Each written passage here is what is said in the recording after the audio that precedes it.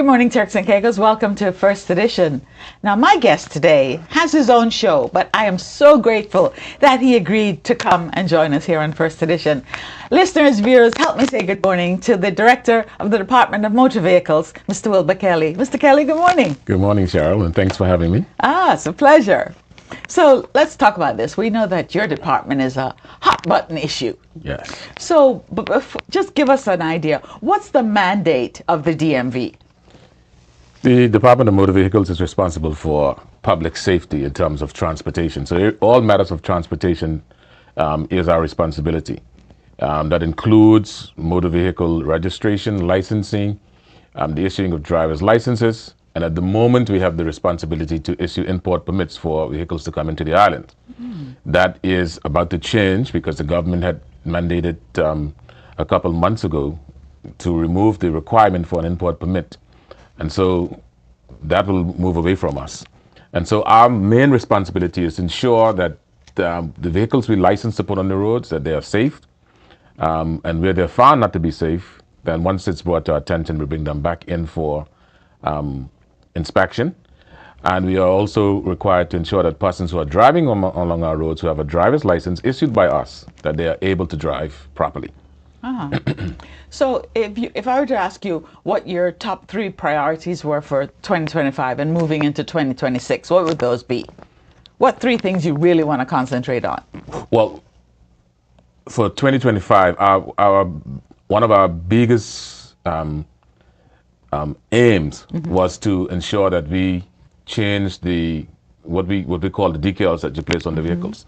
That is still a work in progress, and we're hoping to have that completed fairly soon. And so, not to give away too much information, but just to say that the future decals that we issue to you, now instead of having an officer come outside and place that on your vehicle, we're going to give you that decal yourself, and you go and place it on your vehicle.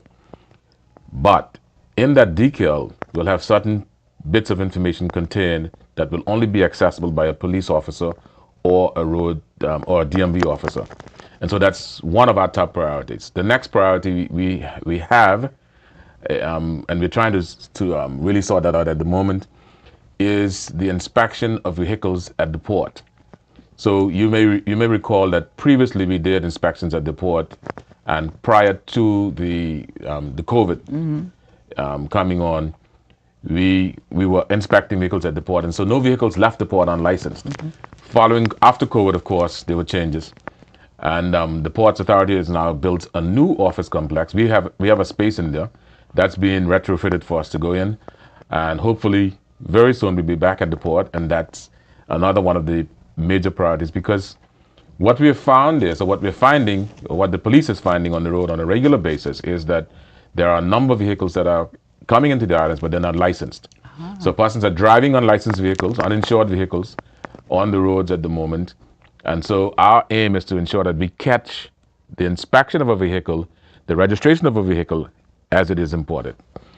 And the third one, if there was a third, well, there is a third one, is the installation of street signs around the islands. So you would probably notice that along the Leeward Highway, there are a number of signs that have been erected, that we put up in terms of speed. We are in the process of now installing what we call rumble strips, and those will be placed on approach to the roundabouts so that traffic is slowed down on approaching the roundabout. We have too many incidences of vehicles speeding through the roundabout and causing accidents. So those are our 3 main priorities for the remainder of this year, which is not long, going into 2026. That sounds ambitious. Now, since you mentioned that, what's your manpower like? Do you have the manpower to do all these things? The answer is no. Off the cuff, the answer is no. But we are working with what we have, and the ministry has promised us an additional staffing. We are putting out advertisements at the moment for additional staff that we hope will come on by February now, because we were hoping to have them 1st of November. That didn't pan out, and so we are now hoping to have the additional staff numbers by February. In addition to what I've told you that we do, we have a responsibility, and this is where we have power in terms of enforcement power. we have responsibility for the movement and control of traffic around every airport. So you would see in Providenciales, everybody knows Neuvel. You'd see him at the airport. He is the one responsible for the movement and control of traffic in and around the airport.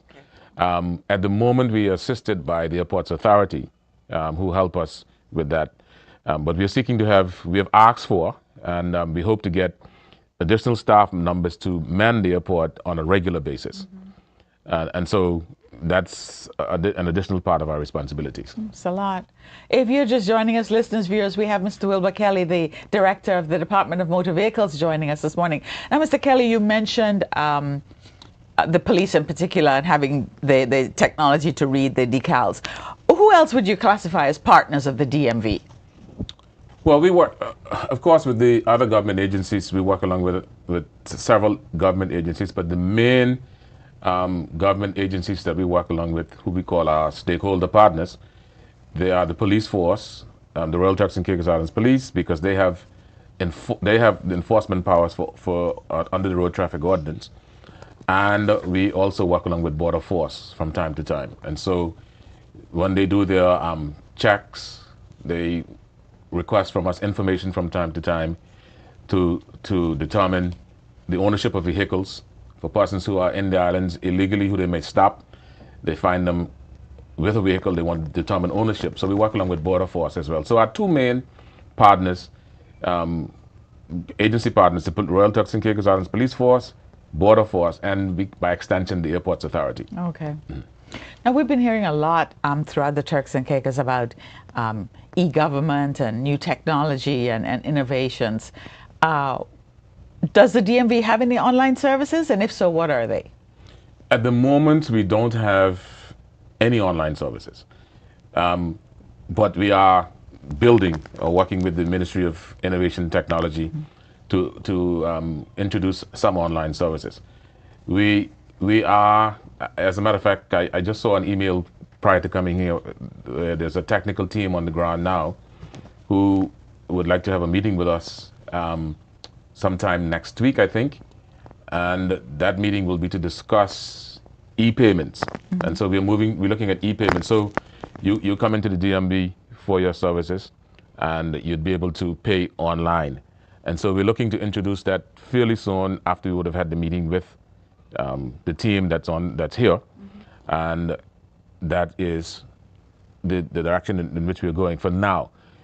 We're also looking at.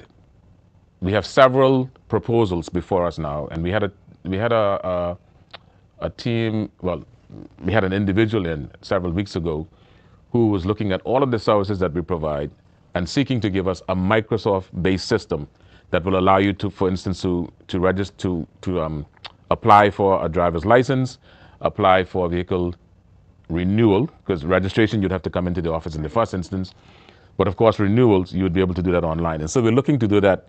Hopefully, my fingers are crossed that we can have this done within the next couple of months, because if you come down to the DMV on a daily basis, it's really a madhouse down there. I've heard. Yeah, it's really a madhouse.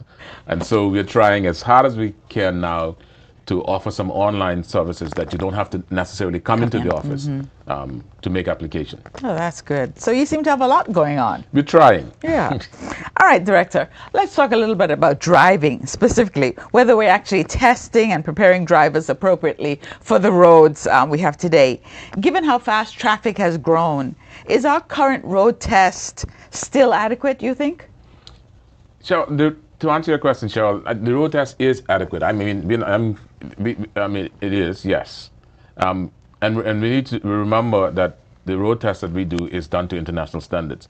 So we do a test not just for Turks and Caicos, because of course our drivers go overseas and they use our driver's license to be able to rent vehicles and drive while they're overseas. And so we have to meet a certain international standard. And so yes, that is the case. Now, why do you have, I know your next question will probably be then, why do we have so many drivers on our roads who seem not to be able to drive? Exactly. And we can't deny that, that's a fact.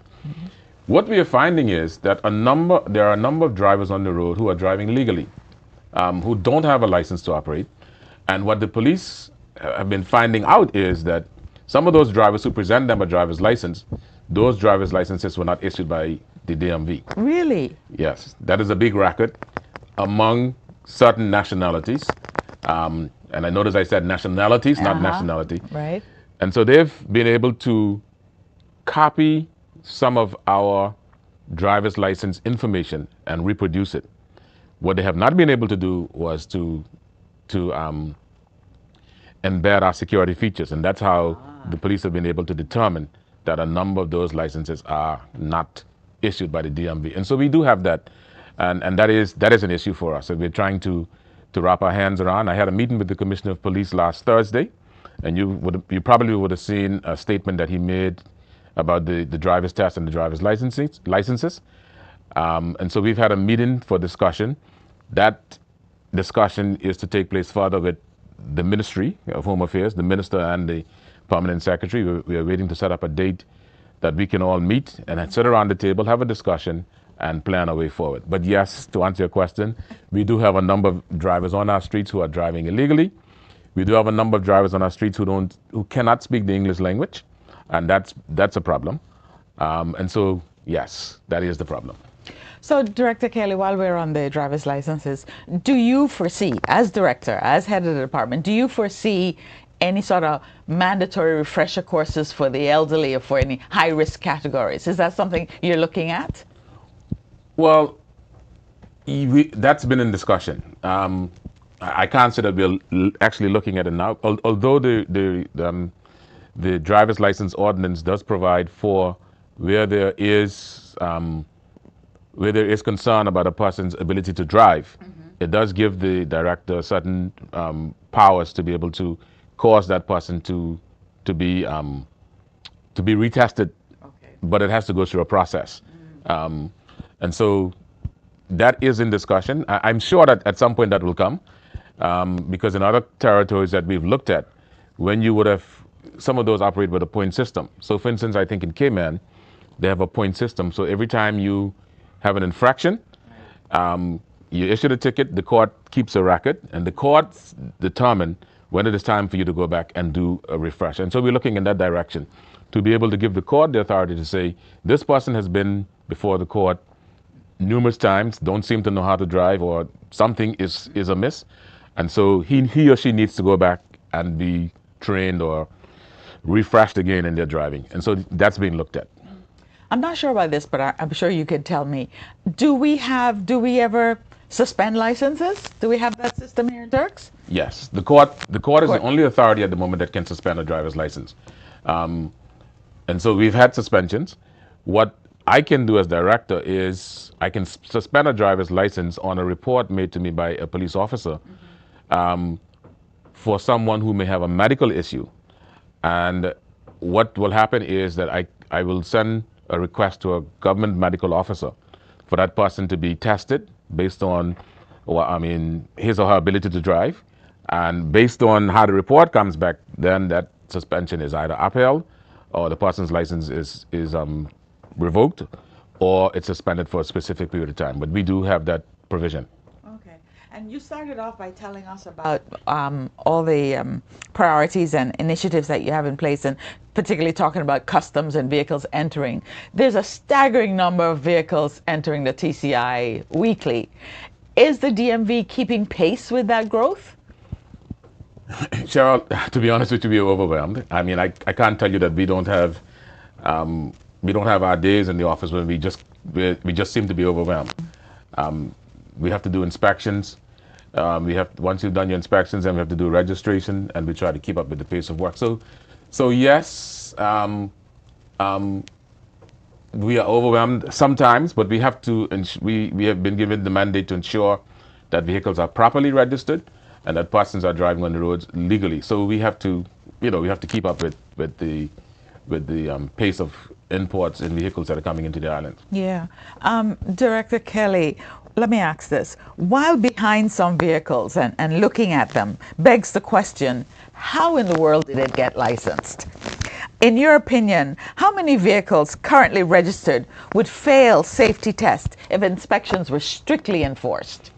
Sure, I'm glad you asked that question, because on my way here this morning, I looked at a vehicle as I was driving up the road, and I'm saying to myself, well, I don't know that the vehicle is licensed or not. Because although it may have a decal on the window, I didn't see the decal. So I couldn't say whether it was licensed or it wasn't licensed. And so there are questions. The law doesn't give the director the authority to cause someone to come in if he thinks that the vehicle wasn't licensed. But what the law says is that if a police officer stops a vehicle and he suspects that the vehicle is not is not roadworthy, then he can write to the director, and the director has to request that individual to bring the vehicle back in and have it inspected again. That was a discussion that I had with the Commissioner of Police last week, and the Commissioner assured me that we are going to begin to see some more enforcement in that area. And so, yes, we are going to, where we see that the vehicles are not roadworthy or they don't seem to be roadworthy, they're going to be sent back in for inspection again. Now, Mr. Caley, this is a cabinet question, I know, but if asked as director of DMV, should TCI consider limits on vehicle imports given the congestion and limited space? What would your answer be? Yes. You didn't hesitate. No, an emphatic yes. I mean, we are overwhelmed with vehicles, and yeah, you're correct. It is a cabinet question. I've been asked that question, and I've also submitted my suggestions, because in cabinet decisions, the director is normally asked to comment or make a recommendation. I've made certain recommendations to cabinet, and those recommendations have been considered. They are being considered, and hopefully they're going to be approved. And as we move forward, we cannot, in my opinion, we cannot continue with the numbers of imports of vehicles that we're having into Turks and Caicos on a weekly basis. And you would have seen, I'm sure, the minister's comment about the number. He gets that number from his department, Border Force, and but at the rate we're going, we cannot continue with those numbers of vehicles coming in. We're not going to be able to sustain it. Yeah. We don't have the infrastructure, and we cannot sustain it. So is it fair to say then, well, does the DMV have any sort of data? You mentioned the ministry having. Does the DMV have any data that shows that we have more vehicles than our road network can support? Or is that from the ministry? We have the data we have basically the same data that the ministry has, because as I said to you earlier, we issue an import permit for a vehicle. So we register every vehicle that is in the islands. Well, let me put it this way. We register all of the vehicles that persons come in to register. We estimate, and this may surprise you and your listeners, but we estimate that there are at least 3,000 vehicles in Turks and Caicos that are not licensed or registered. You are joking. I'm not joking with you. There are at least 3,000 vehicles that are on our roads that are not registered or licensed. And so we have the figures, yes, because we keep the records. Although we keep manual records at the moment, which we're hoping to move to a electronic system fairly soon. But we do have the numbers, and the numbers are staggering. That's amazing. Yeah. But that's dangerous too. Very much so. Very much so. Because you can imagine, and I often say to people, you imagine you're driving an unlicensed vehicle, an unregistered vehicle, an uninsured vehicle. You cause an accident, you damage people's property, you damage individuals, and there's no recourse for them to be able to get anything back for that injury or damage. You may go to court, and the court may order you to pay, but if the person doesn't have the ability to pay, then it's still nothing. Yeah. Now, let's go exactly where the public wants us to go. And you mentioned it earlier too. Roundabouts, lanes, driver etiquette, all the daily frustrations that every motorist in Turks and Caicos can relate to. Let's start with roundabouts, Mr. Director. When they were first installed, they were meant to improve traffic flow. Today, many residents feel that they do just the opposite. Is the DMV considering redesigning or even removing certain roundabouts? The DMV, that's not part of the DMV's mandate. That is actually PPID's mandate in terms of road infrastructure and design of roads and everything else. We are part of the discussion. There is discussion taking place at the moment about what we're going to do about some of the roadways, and I can tell you that in particular, there are 3 or 4 main what we call strategic points that we're looking at the moment. One is Susie Turn. Yes. Definitely have to look at Susie Turn. The other is Cherokee Road at Scotiabank. And of course, Blue Hills is being looked at as we speak. There's discussion going on about Blue Hills, and also Five Keys. And so I know that there is discussion taking place about those particular junctions of roadways on Providenciales, because that's where our problems are in Providenciales. We don't have as many problems in the other islands, except that we have some concerns about issues in Grand Turk, which we are looking at as well. But to answer your question, yes, road infrastructure is being looked at in terms of changes. And Mr. Kelly, as director, are you satisfied, sir, that TCI motorists know the rules of roundabout use? No. The answer to that is no. And we, again, that was part of the discussion. And we are going to be doing, putting out, well, you can call them infomercials, or however we can get them out in terms of how to use a roundabout, how a person must approach a roundabout, who has the right of way on a roundabout. And that seems to be the problem, Cheryl. People approaching and using the roundabout. On my way here again this morning, at Susie Turn, I was coming up the highway, and there was a vehicle coming out of Susie Turn, and the gentleman came right across the road and didn't stop. The law requires that if you're coming off of a minor road onto a major road, traffic on the major road has the right of way.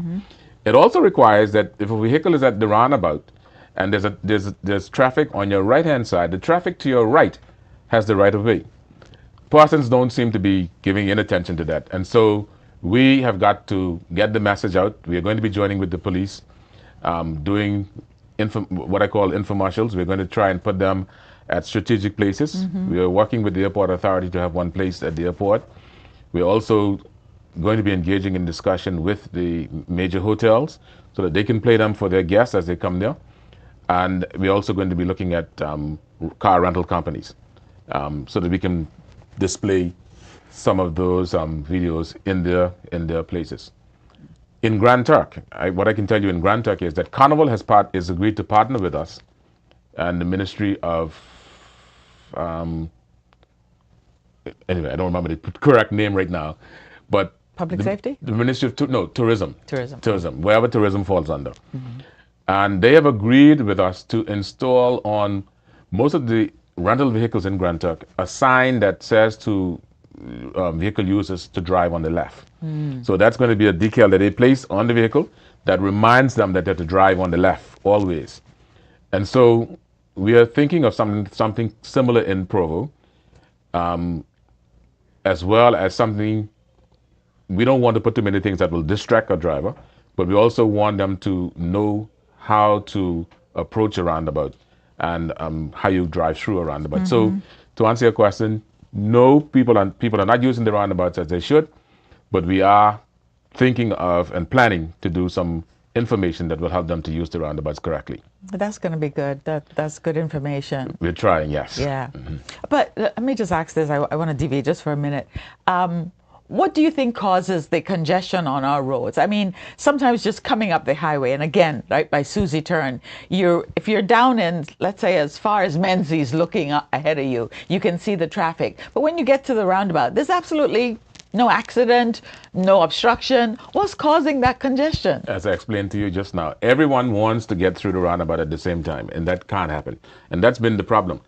Because what happens is, in particular at Susie Turn, that's where the big problem is in the morning time, especially coming up the highway. So at Susie Turn, a lot of vehicles coming out of Susie Turn would like to come across the road, and the vehicles on the highway going up wants to go through. Straight. Nobody wants to give way, and so you have a problem where we're stuck. Sometimes you get a vehicle stuck there with other vehicles trying to come across. We also have an issue, though, with traffic coming out of the Discovery Bay area, coming around and going back up the highway. And so that causes some of the slowdown. So what we're looking at, and I know persons have been hearing us talk about this for a long time. We have the legislation at the moment, and I've had this discussion at the ministry level just last Tuesday. We now have legislation in place for the installation of traffic lights. And so that's being looked at. And so traffic lights will be installed. It's either going to be traffic lights, or we're going to have to put what we call traffic wardens at those strategic places to control the movement of traffic. So the flow of traffic on the highway will be similar to what you would have if a traffic light was installed. 3 minutes of continuous flow through on the major roads, then 1 minute of flow coming out of the minor roads. And so it changes that way so that we can have a constant flow of traffic. And if people are not stuck at the roundabout or in traffic for long periods of time trying to get through. So that's being looked at at the moment. I think I'd like to go for the street lights. I wouldn't want to be that traffic warden at those spots. Right. Of course, traffic wardens get tired, so he or she is going to have to take a break. With the mechanically guided lights, they don't get tired unless something goes wrong. Yeah. So that's what we're looking at. I've always wanted to ask you this. Mr. Caley, please tell me, our listeners and our viewers, the purpose of the middle lane between the Welcome roundabout, what we call downtown, and the Blue Hills roundabout. What is that lane for? Cheryl, that lane is one of the lanes that's causing a big problem, and I'm glad you asked that question because you're going to see changes in the downtown area fairly soon. That lane is to be used by traffic either going into or coming out of the Butterfield Square area on that side or on the other side of the road. It is not to be used for traffic trying to pass and get down or going down as quickly as you can or coming up as quickly as you can. It is also therefore emergency vehicle use.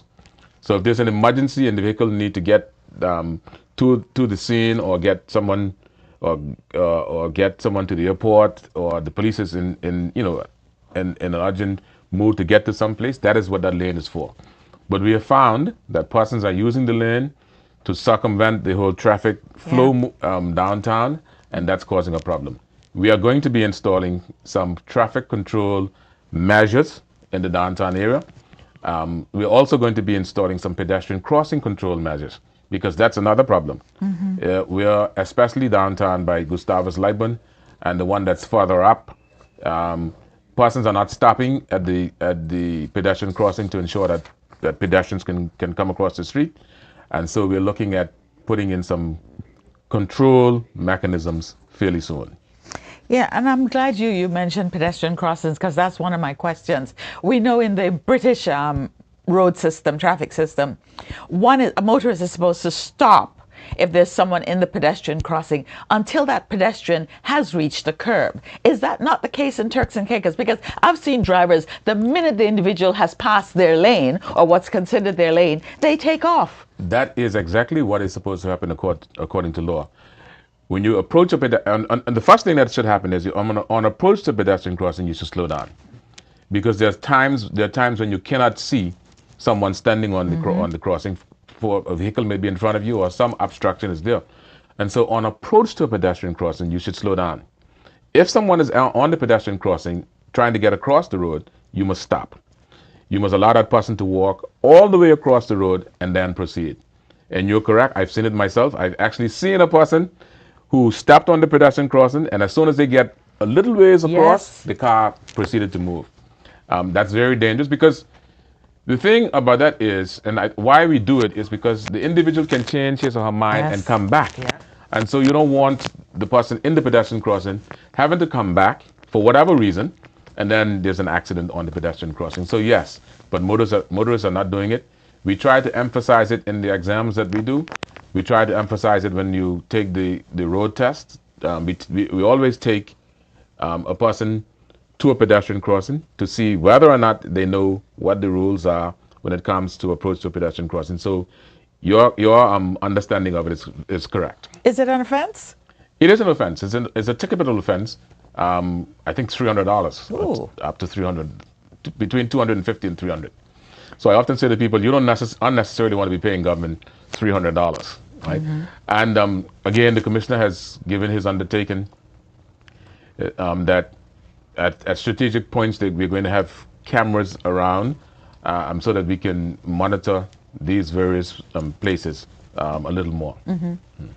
You mentioned to Mr. Caley earlier about when you're talking about driving on the left and for tourists and in Grand Turk and other islands about signs, telling us how we should drive in the roundabouts. But is the DMV planning, or has the DMV had any sort of year-round campaigns aimed at drinking and driving, seat belts, the use of cell phones while driving? Do you have those sort of campaigns? Are you thinking of any? Those are being planned. We again in collaboration with the police. That's one of the, especially at this time of the year, we're going to be emphasizing the drinking and driving. The police is planning to put out a warning to motorists about drinking and driving, especially during this festive season. In terms of driving on the left and how you drive around the islands, we are going to be putting markings in the roadways. You would have seen some of the roadways that have these markings to remind you to drive to the left. And so we're working with PPID right now on doing that. And I'm glad you asked that question, Cheryl, because we have a problem up at, and I always have a problem remembering this road name, but anyway, for reference purposes, up at what we call the roundabout at Tropicana Plaza. So persons are using the roundabout and they're using the roundabout wrong. Because the law says that if you're coming from a two-lane highway, a dual carriageway to a single carriageway, then you're always supposed to remain in the lane to your left and go around and enter the single carriageway. A lot of persons are using that road going up the highway and they're sticking to the inner lane and then coming around and scooting across to get to the single carriageway. We are going to put up signage there. The police will be, just so that the public is aware, the police will be monitoring and they will be issuing tickets for using the roundabout in the wrong way. If you're in the inner lane on the roundabout on a dual carriageway and you keep around the roundabout, you're supposed to come around and go in the opposite direction. Or if you made a mistake and didn't get in your correct lane, you come around the roundabout and then you get into your correct lane and go. And so PPID they assured me last week that the contract has been signed. There will be paintings on the road, there'll be signs posted for how persons are to use the roundabout and how they are to get, from a dual carriageway to a single carriageway. Yeah.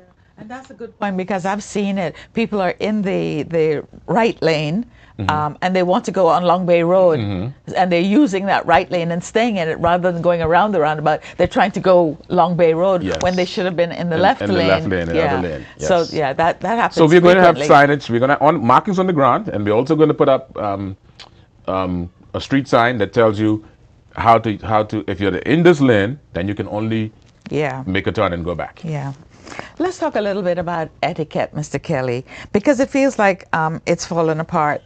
Drivers not indicating, not yielding, misusing lanes, overtaking dangerously. Does the DMV believe we have a driver behavior problem in TCI? Based on the reports that we have been receiving, the answer to that question is yes. It seems to me, and I said this on the show last week. It seems to me that persons are in a hurry to go nowhere on Providenciales. Because Cheryl, you can go from anywhere in Providenciales within 20 minutes or half an hour and get there. All right, but people are driving so fast. They're rude. Yes. They're pulling in front of you, especially with the illegal jitneys. And I know you're going to ask me a question about the illegal jitneys, but especially with the illegal jitney operators, they just seem to pull in front of you anywhere. And they have no regard for any other drivers. And we have a lot of people who are doing that on our roads. Of course, the issue that we are faced with is the whole issue of manpower to man the roads. And so the government is looking at that. And by government, I mean cabinet as well as the ministry is looking at the manpower numbers, trying to see how we can get more wardens on the road to be involved in the daily movement of traffic, and also police officers for the enforcement of traffic. And so if drivers are not driving according to the code, then they're going to be ticketed. Or in some cases, the vehicles are going to be taken to a vehicle pound. And so that's coming. That's in discussion for now, and we're hoping to implement that fairly soon. And in keeping with your whole educational campaign about all the initiatives you plan, is driving etiquette going to be a push? Driving etiquette is going to be a push, and we're doing with Ms. Rand. You might know Ms. Rand from the police. She is helping us to put together a whole video so that we can send it to persons on their iPhones or whatever they use. We can display it throughout the various establishments, so that persons understand. And it is also going to be part of the revised or revamped test that we do, so that persons understand how they are to behave and operate on our roadways. And Mr. Director, you mentioned the illegal jitneys. When are we ever going to rid ourselves of these? And I know the other side of the coin is people say it's needed, particularly for our hospitality industry, for workers on shifts and getting to work all hours of the day and evening. So in the absence of a public transportation system is quite necessary. But it's also very dangerous. When and how do you see us ridding ourselves of this issue? Cheryl, if it was left to me, the illegal jitneys would be moved off the street right now. I mean, and that's how passionate I feel about the operation of illegal jitneys. They're dangerous. You've said it correctly. They're dangerous. They cause damage to people's property. They cause damage to individuals. And for the most part, whenever they get in an accident, they run and they leave the vehicle, and the person is left unable to recover anything from their damage to themselves or to their property. And so that's been for me one of the major concerns that I had since I joined the department 10 years ago. Again, that was discussed with the commissioner in the meeting on Thursday, and there's going to be a campaign. You mentioned correctly that we've had from the hoteliers around the island saying that this is how their people get to and from work. Yeah. The government has indicated, and I believe I heard the Premier made mention of this, indicated that they're open to having discussions with persons who would like to provide public transportation services on the island. I glimpsed a proposal. I didn't have a chance to look at it, but I glimpsed a proposal yesterday in my email from someone that says providing a public transportation service. So when I get back to the office and I have some time, I look through that, of course, send it on to the ministry for my PS and the minister to look at, and then we would take a decision on that. But we do need a public transportation system badly. And so we're looking at how soon we can put one in place, how we can assist persons who want to do it, and also removing the illegal jitneys from off the street. Yeah. They've also caused some reputational damage to the destination, because I've seen articles where, tourists have been assaulted, or yes, all sorts of things have happened. Yes, they've really caused us some reputational damage. And part of the DMV's responsibility as it relates to public service vehicles is to ensure that they don't cause any reputational damage to Turks and Caicos. And so I've said that, and we're trying to get them off our streets as quickly as possible. Now, I'm not sure if this falls under your remit, but lighting.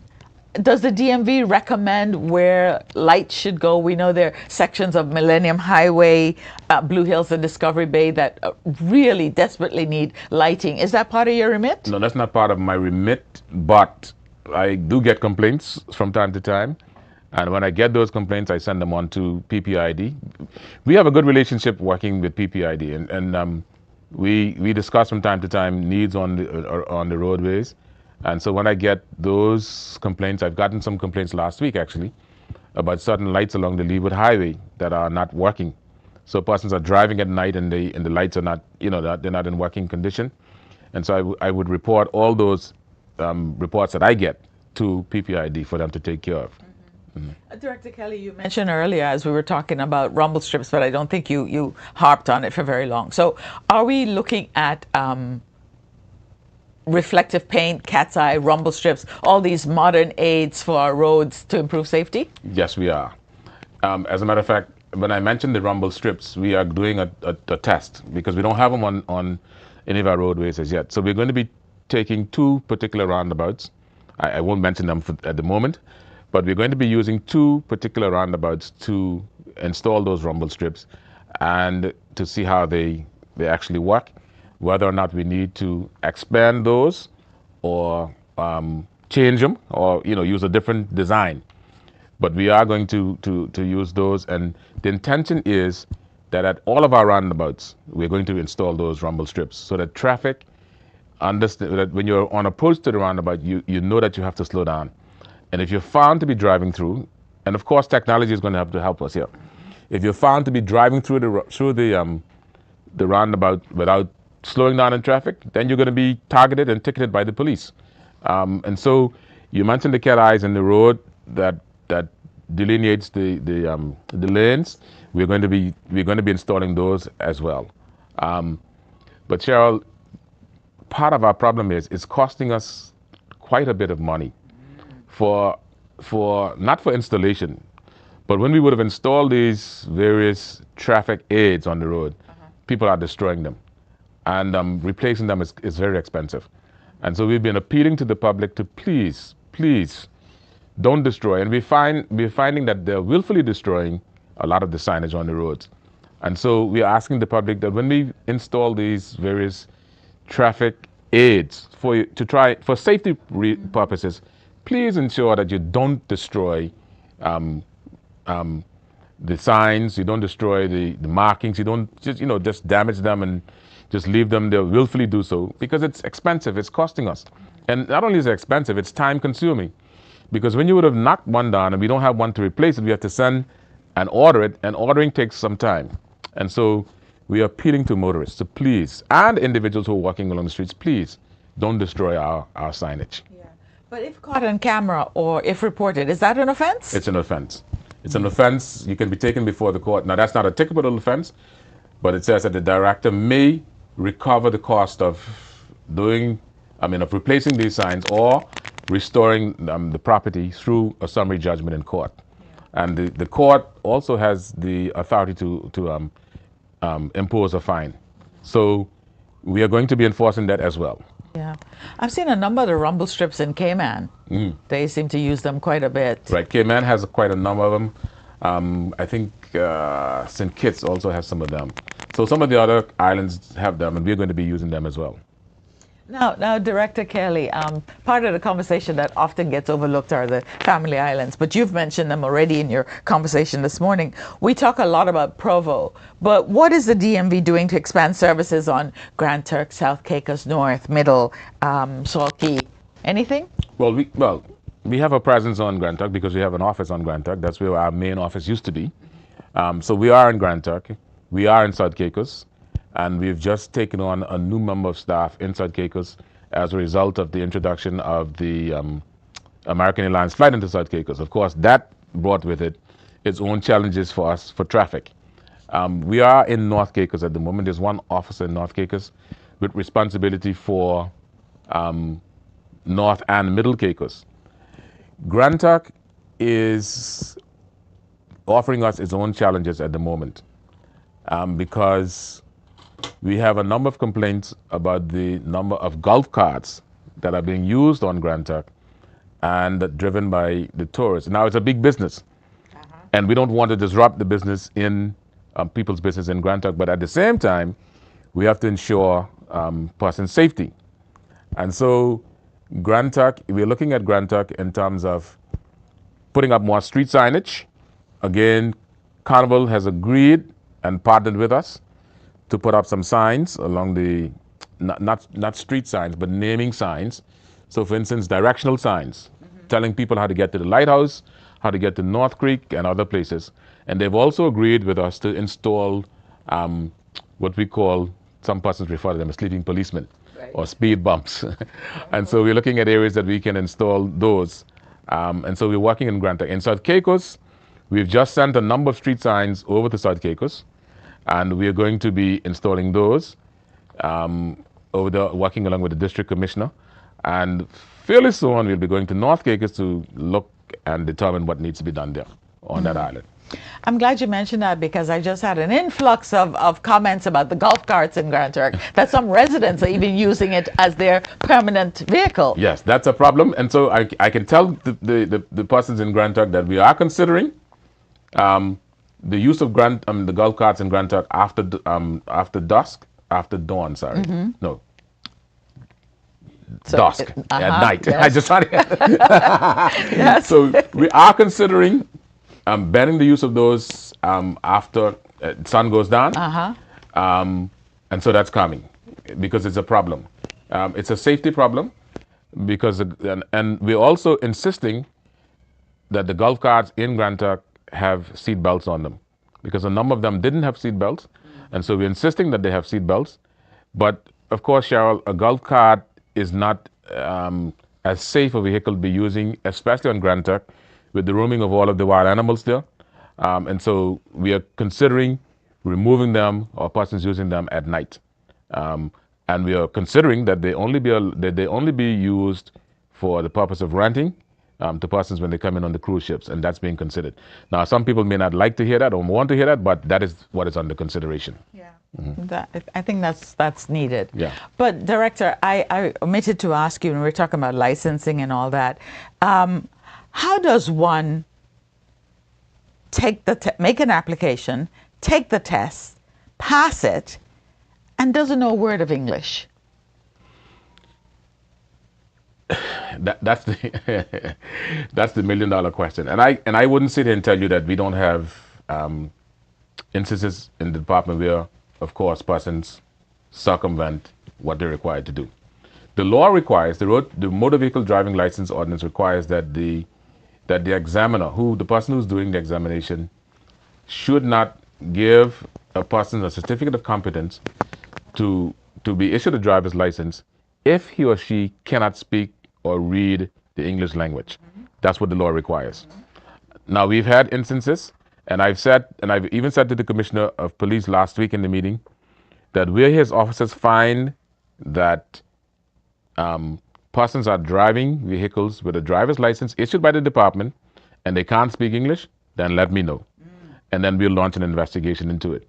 But the answer to your question, Cheryl, is that should not happen, because there should not be any drivers issued with a driver's license from the department who cannot speak or read the English language. So that's one of the requirements. And again, I'm not going to say it doesn't happen, because obviously it is happening. But what I will say is, where the police find that it's happening, let me know and we'll deal with it. Is the test changed at all? Do you revise the test? No, but what happens with the test is, so if you come to take the test today, the next test that you take, the questions are not the same, or they shouldn't be the same. So the system jumbles up the answers, and so that's what should happen. Now again, as with every system, people find a way to get around it.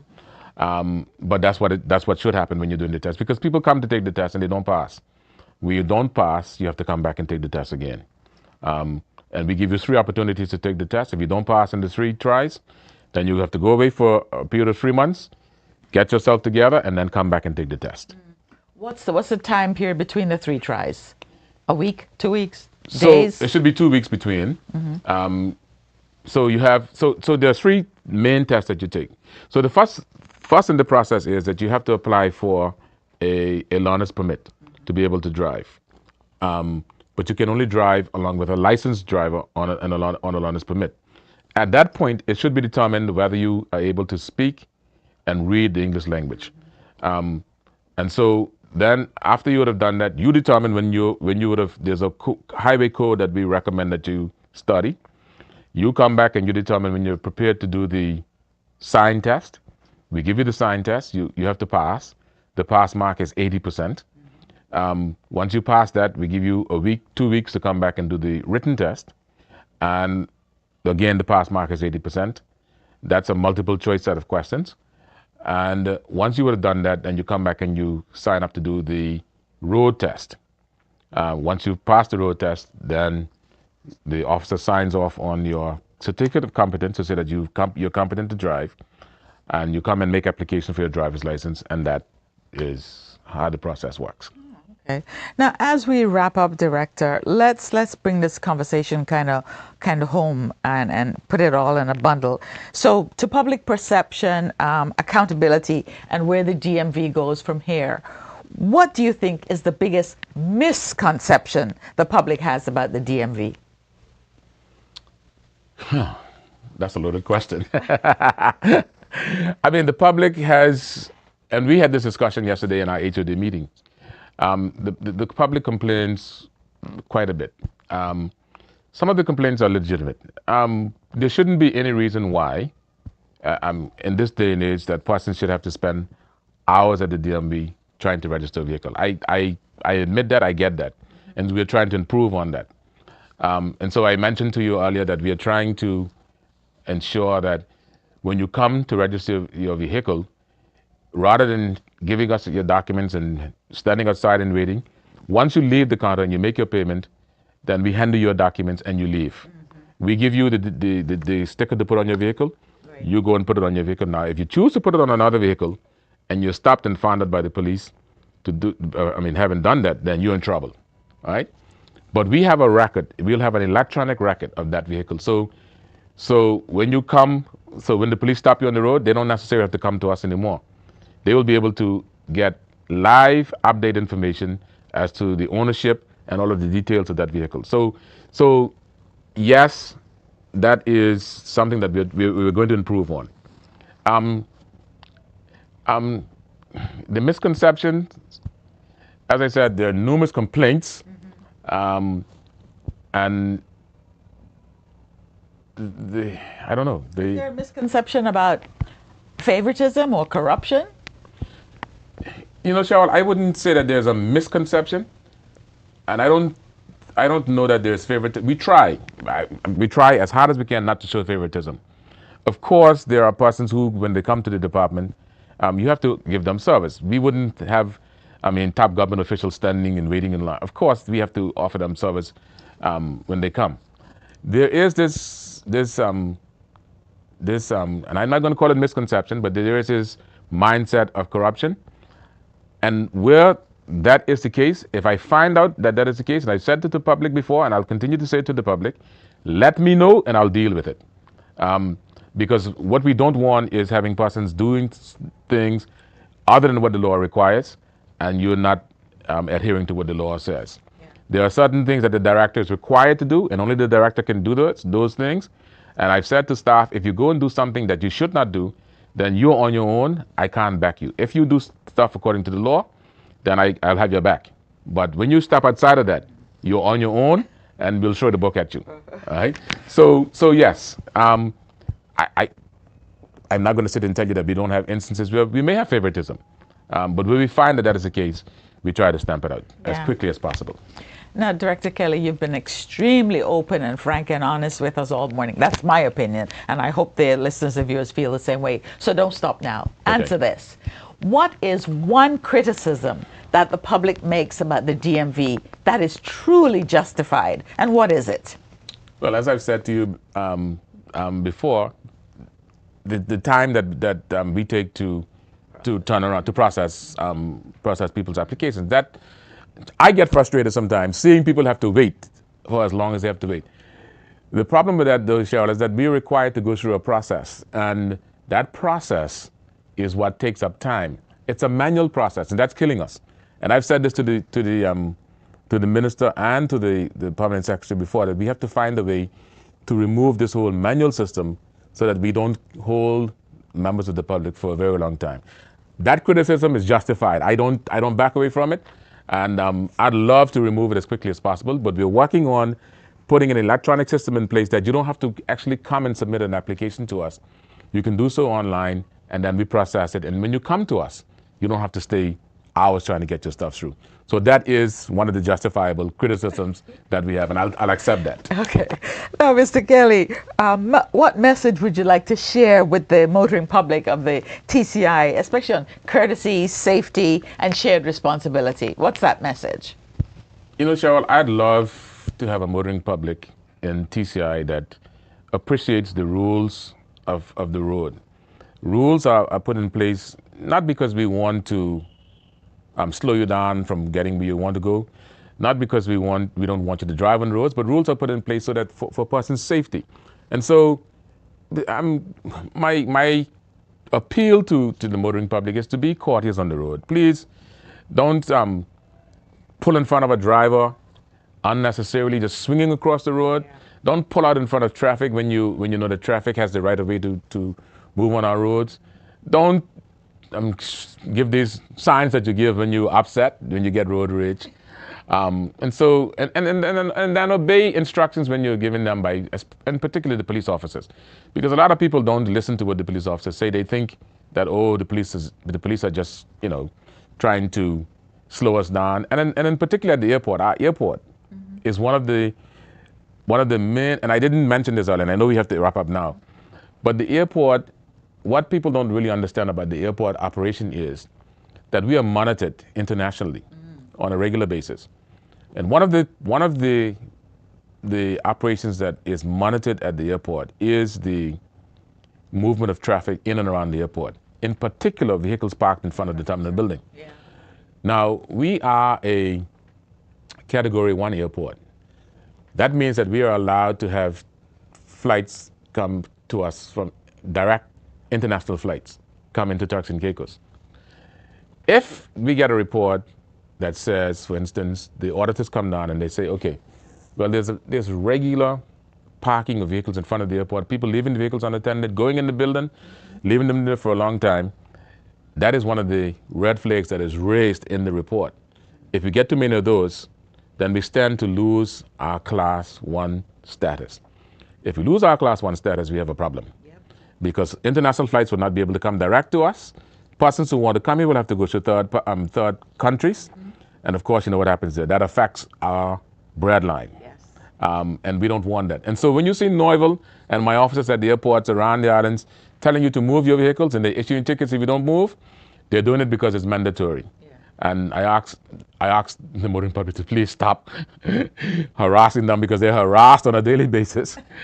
But yes, they're doing it because they have to. Yeah. And so that is why, be courteous. You find yourself doing something that's wrong, illegal, and you stopped, just accept it and move on. Yeah. Right? And so that's my appeal. Mr. Caley, I don't know if you've enjoyed this hour as much as I have. I have, and I didn't realize it was going so fast. It has truly been enlightening. It's been really informative. I want to invite you back as soon as possible. There's a lot that we still haven't talked about. So I'm available as long as I can get time to come on, Cheryl. I'm available. Now, just to say this though, my time at the DMV is winding down. Oh, really? Yes. I'll just say that for the time being. I've reached, or will reach, the required age fairly soon, and so that should be winding down unless it's extended. I don't know, but my time is winding down, and I'm prepared to come back within that time so that we can have further discussions. Yeah. If you'd like to continue. Yeah. No, it's been great.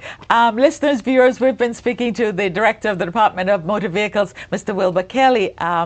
And age has been kind to him indeed. So we want to thank you for coming and joining us on First Edition. Remember to stay informed, stay engaged, and most importantly, today, just drive carefully and drive kindly. So thanks to Mr. Caley for joining us on First Edition. We'll see you next week.